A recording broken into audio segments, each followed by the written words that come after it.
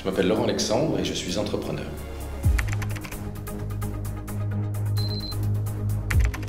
Moi, je n'ai pas de pensée magique. J'aime beaucoup le numérique.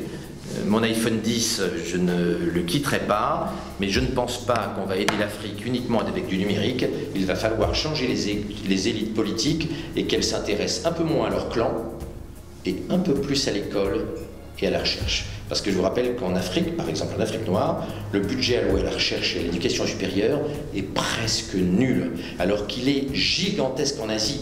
En Corée du Sud, il atteint 5% de la richesse nationale, c'est-à-dire plus de 2 fois ce que les Français dépensent. Le transhumanisme est une idéologie de nature religieuse.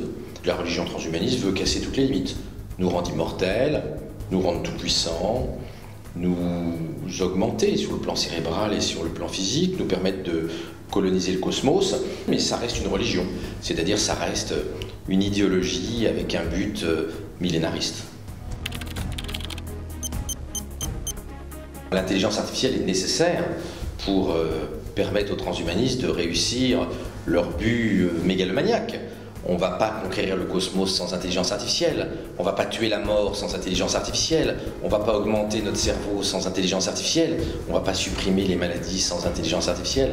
L'intelligence artificielle est le réacteur nucléaire des fantasmes transhumanistes.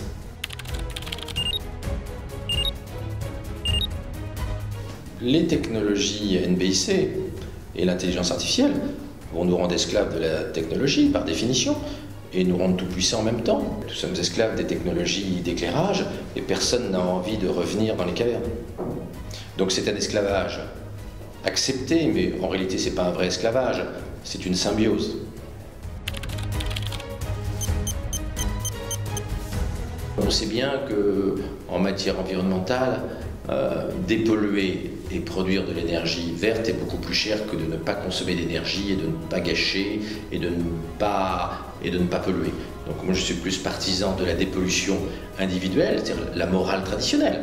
On ne jette pas des papiers dans la nature, on n'abandonne pas sa carcasse de voiture dans la nature, on ne jette pas sa poubelle n'importe où, des choses de bon sens, des choses anciennes qui n'ont pas besoin du numérique. Est-ce qu'on peut être bienveillant en 2018? C'est compliqué.